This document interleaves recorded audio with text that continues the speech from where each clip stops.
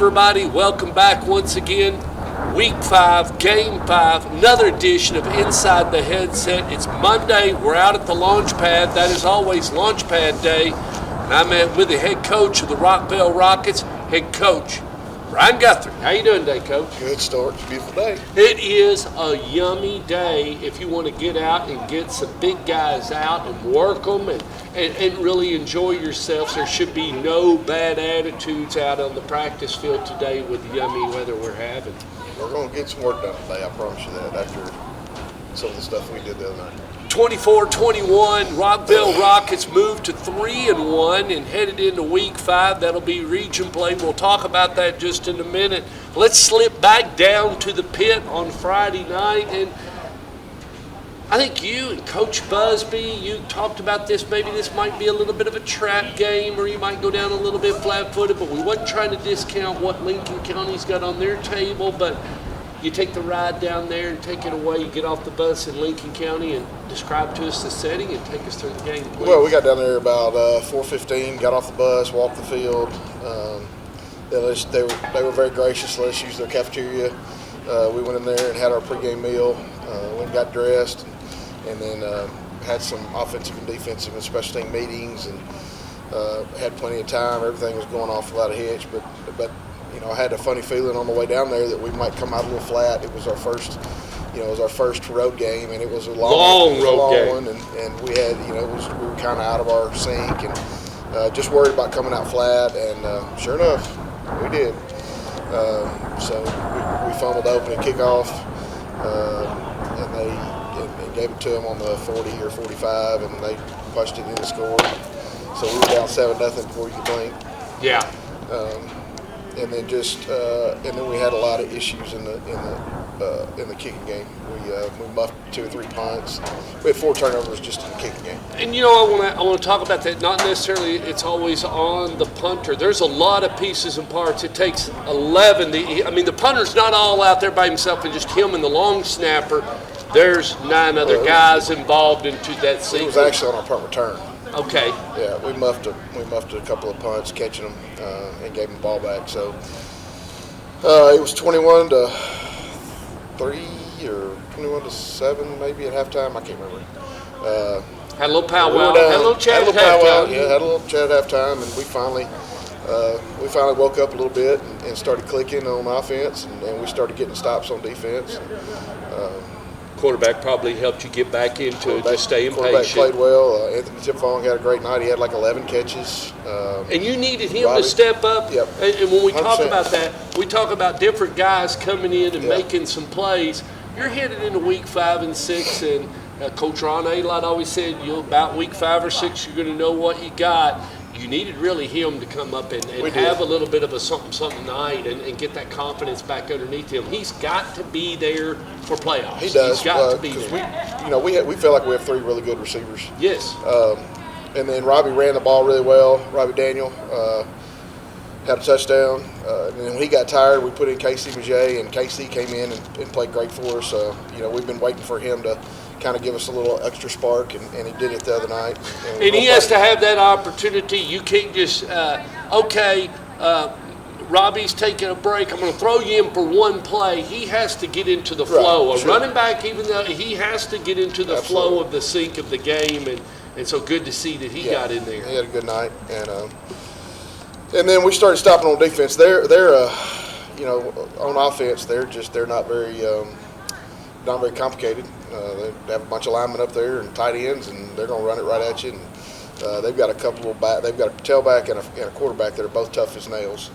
And they just kept running those dudes, and they were 3 yards in a cloud of dust, possessing the ball, keeping the ball out of your hands, keep our offense off the field, and they did a good job. Yeah, a little bit different than what you've seen here as of lately.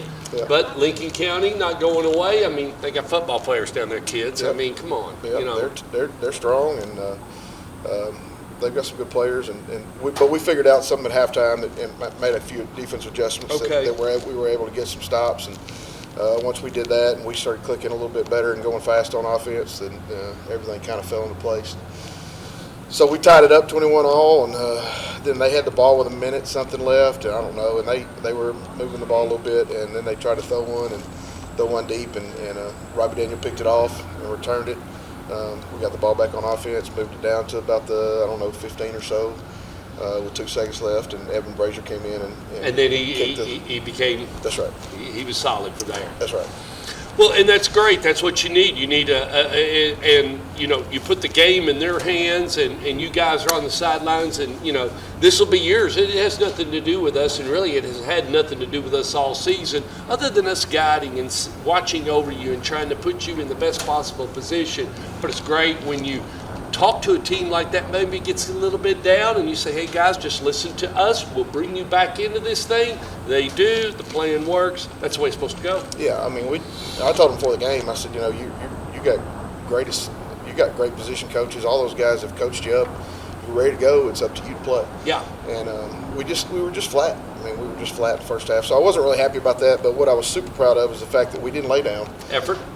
Yeah, I mean, we didn't throw our stuff in the river, and we bowed our backs and came back, figured out a way to win the football game, and that was what I was mostly proud of. Big statement win, 2022 for the Rockets. Write that down, because you'll remember that later on as we move into Week 5, Game 5, and getting ready to hit that halfway point here on Friday night. Right. I mean, I don't mean to keep pressing that the regular season, but we're only allowed 10 to come out here, and we kind of played with the weather and everything. It was okay this past Friday night. Looks like it's going to be yummy this Friday night, but you're back in region play, and now I'm headed to Alabama, but of all the games I really wanted on the schedule, it's this one. I filmed it before. I think I filmed the first one, and I think it was over at Riverdale, and now that contract has come all the way back around, back to where we were, and you're headed back over to Riverdale, just different coaching and everything, right? You are going there. No, we're here. It's there. Yeah, it's here. Okay, so it's the flip of the other contract, sorry. But it would have been, I was here 2 years ago when Cade Hewitt was a sophomore and Rick Rice was here, and that was 2 years ago. That's when he took over for Jamison Holcomb in the second half, and I called it Jamison Holcomb the rest of the game. But anyway, neither here nor there. I just remember the game. But seems like to me this is going to be a great matchup. They're coming off a good win from Shelbyville. They've had their mouth mashed a little bit, and you've had your mouth mashed a little bit. So it's leading up to a really good game, and they got some weapons, and especially on the defensive side of the ball, and they do have some on the offensive, and they got a good kicking game. They do. I think we're pretty evenly matched for the most part. I mean, they do have some players now. I mean, the Oglesby kid and of course Herring, and they've got some guys on defense that are athletic and can get after the football. It can hurt you. But we feel like we've got a few of those guys too. So it's going to be a pretty evenly matched game. I think it's going to be a matter of a match of wills and who's going to want the football game more. Getting down to it, last few logistics. Is this the last home game here for the season? No, we have one more. One more, so then it'll be. I want to make sure just a lot of games to keep up with. Yeah, we play Coffee County later on, and that'll be the senior night here. That'll be homecoming. Actually, we already had senior night. Okay, so senior night's already occurred. So now we're into homecoming, and that'll be the last game of the season. Anything you want to say? Continuous support, faculty, staff. How are you on injuries? Are you okay? We had one of our outside linebackers get hurt the other night, maybe an MCL. He had an MRI today, so we're just waiting to hear results from that. Luke Peterson, who's been playing really solid for us. Yes, sir, sure has. So, we hope he's going to be okay. If not, then there's going to be an opportunity for a young man to step up and play that position. Next man up. Okay, Friday night right here at the Launch Pad. That game will kick off at 7 o'clock. That's a Region 4 6A game against the Riverdale Warriors. Y'all be out here early.